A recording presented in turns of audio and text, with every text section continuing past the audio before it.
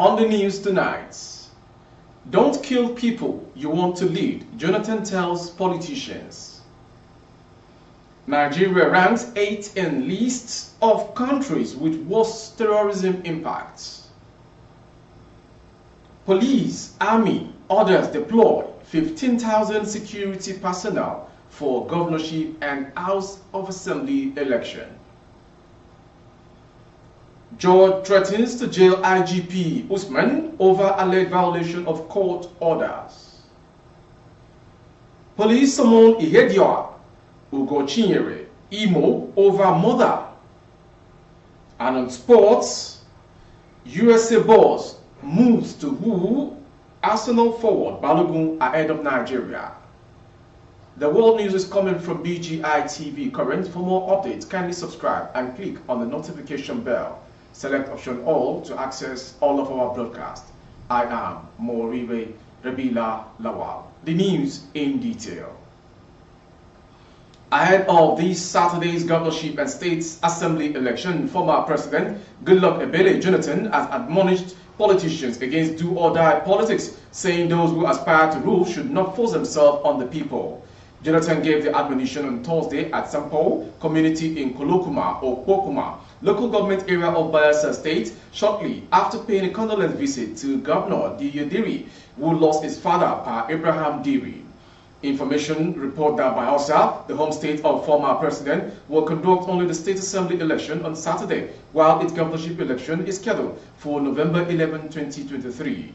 Governor Diri spokesman, Mr. Daniel Alabra, told newsmen in a statement on Thursday that the former President Jonathan also stressed that politics should be about service and not about self, urging politicians to wait for God's time to get into leadership positions. Jonathan noted that in a democracy, the people played a critical role and wondered why those who aspire to lead want to force themselves on the people. He also advised people of the state to conduct themselves in a peaceful manner during the election. Moving on to the next story. Latest report from Global Terrorism Index has shown that Nigeria moved to 8th position, moving down 2 steps from its place in 2022. The report, which is published annually by the Institute for Economics and Peace, IEP, provides a comprehensive summary of the key global trends and patterns in terrorism since 2000 and attempts to systematically rank countries around and across according to terrorist activities. According to the index for 2023, a continuous decline in the number of deaths from terrorism has seen Nigeria move down the ladder of nations most impacted by terrorists. In the sub-region, Ethiopia was the most improved country in 2022, with the country continuing a record zero terrorism-related death for the 6th consecutive year. Al-Shabaab were responsible for 2 attacks in Ethiopia in 2022. However, no deaths were recorded. Nigeria recorded the largest decrease in the number of deaths from terrorism in the region in 2022. Deaths fell by almost a quarter, from 497 in 2021 to 385 in 2022, and are now at their lowest level in Nigeria since 2011. Going on to the next story for the governorship election coming up this Saturday. 15,000 security personnel, including the police, army, and other security agencies, have been deployed to monitor the governorship House of Assembly election in Oyo State on Saturday. Heads of security agencies met behind closed doors on Thursday at the police command headquarters, Ibadan, on Thursday, appraising their performance in last Saturday's presidential election. The State Commissioner of Police, Adepo Wale Williams, while reading out the communique, assured residents of the preparedness of the security agencies of effectively carry out their functions by guaranteeing the safety of life and property during and after the conduct of the election. He added that all the 6,393 polling units across the 33 local government areas will be policed effectively. Oshifiso disclosed that there would be the restrictions of human and vehicular movement between 12 midnight and 6 p.m. on Saturday. And to the next story. The National Industrial Court in Abuja has threatened to jail the Inspector General of Police, Alkali Uthman Baba, over his persistent disobedience to orders of the court. The court on Thursday held that the action of the IGP to the rule of law is unbecoming of a top-ranking federal official and an affront to the 1999 Constitution. In an enrolled order issued by the court and endorsed by Justice Oyebiola Oyewumi, the court gave the IGP May 2nd to appear before it and purge himself of contempt of court or be committed to prison in line with the provisions of the law. Justice Oyewumi in the enrolled order said the IGP, no matter his rank, is not above the law and would be made to respect the law when he acts as someone above the law. The reaction of the court followed a suit instituted by 4 senior-ranking police officers from courses 33, 34, and 35 who were compulsorily and unlawfully retired from the force.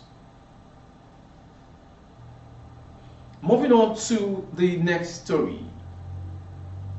The Imo State Police Command has summoned the former governor of the state, Emeka Ihedioha, his deputy, Gerald Irona, and spokesman for coalition of United Political Parties and House of Representatives elects for Idiato North and South Federal Constituency, Ikenga, Ugo Chinyere Imo, for alleged murder, kidnapping, and arson.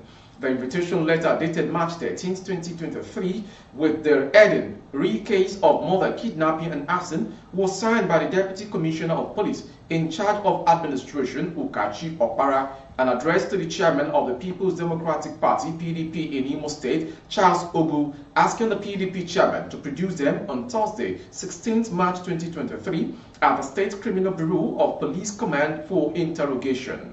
Reacting to this development in a statement signed by the Publicity Secretary of the People's Democratic Party in Imo State, Collins Okporozo described the development as insane and peril, while maintaining that the invitation is a calculated attempt by Governor Hope Uzodinma of Imo State to arrest and keep prominent leaders of the PDP out of circulation during the House of Assembly elections, scheduled for Saturday, March 18th, to enable the state government perfect the rigging of the election.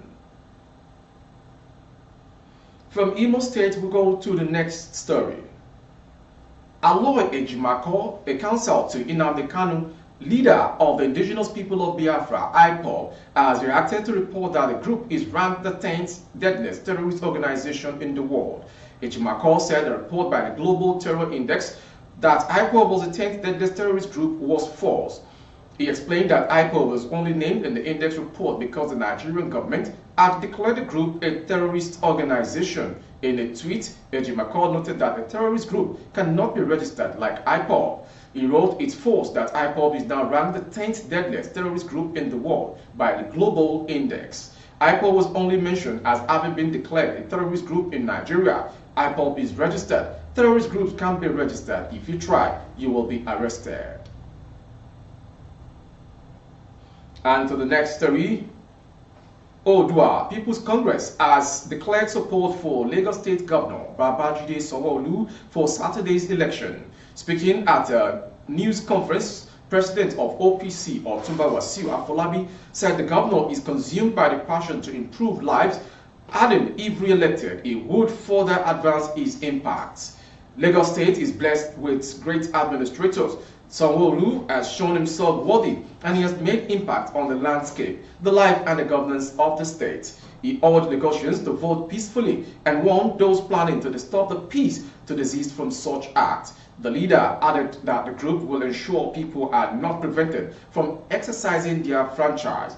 The next and last round of voting in this 2023 cycle election will hold on Saturday.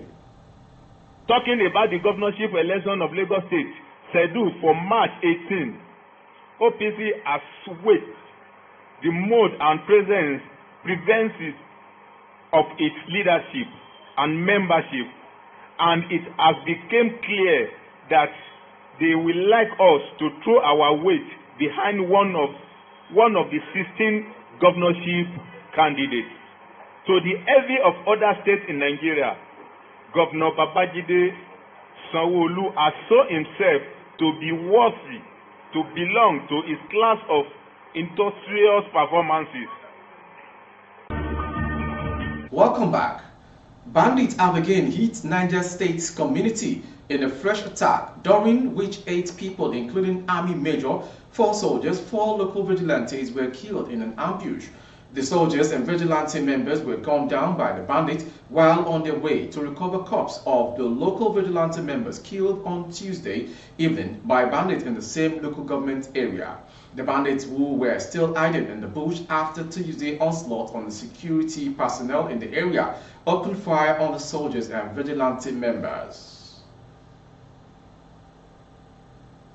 From that story, we go to the foreign story. The World Health Organization, WHO, has linked too much consumption of salt to heart disease, stroke, saying it can lead to death. According to a recent report under the WHO episode on Science Conversation, which was released on Friday, excessive salt consumption is the most important dietary risk factor for the global burden of disease. The report revealed that 1 in 4 adults has high blood pressure and around 2 million people die each year as a result of consuming too much salt. The Health Organization recommends a daily salt intake of no more than 5 grams, which is roughly half of what people consume on average, adding that in many high-income countries, up to 80% of salt intake comes from manufactured foods, including high-salt snacks and food consumed outside the home. Normally, the same preparation that we consume at home has less salt than the one that is produced in a restaurant. For example, just to give you an example, if you can take average bag of chips of 150 grams, only that bag of chips contains half salt of that which we are supposed to consume every day, says the report from WHO.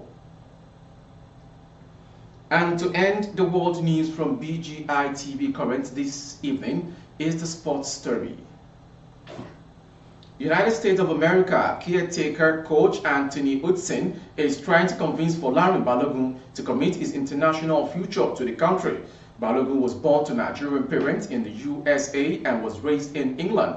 The striker is eligible to represent Nigeria, USA, and England at the international level.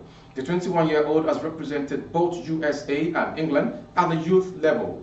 Balogun has also expressed his desire to play for Nigeria at the senior level. Hudson has, however, opened talks with his representatives to convince the player to play for the US than Nigeria. All I will say, there is open dialogue with him and his team. That dialogue is continuing. That's all I can say. Hudson was quoted by Goal.com. Balogun has scored 16 goals in 26 league appearances for League One club State Reims this season. He is on loan at the club from Premier League giants Arsenal. That ends the world news this hour from BGI TV Current. Before we go, some major headlines. Former president, don't kill people you want to lead, Jonathan tells politicians. Nigeria ranks 8th in the list of countries with worst terrorist attack. Police, army, others deploy 15,000 security personnel for election. George threatens to jail IGP Usman over alleged violation of court orders. We're also brought to you from sports. US boss moves to woo Arsenal forward Balogun ahead of Nigeria. For more updates of our broadcast and videos, kindly subscribe on the channel BGI TV Current. Kindly click on the notification bell, select option all to access our broadcast. For advert placement of your goods and services, coverage of events and functions, please dial the phone number streaming on your screen for advert placements only. Thank you for watching. I am Moriwe Rebila Lawal. Oh, na, na, na. If you want to know what's going on in city, or you want to listen to the latest news and gist, no stress, oh, just tune to BGI TV.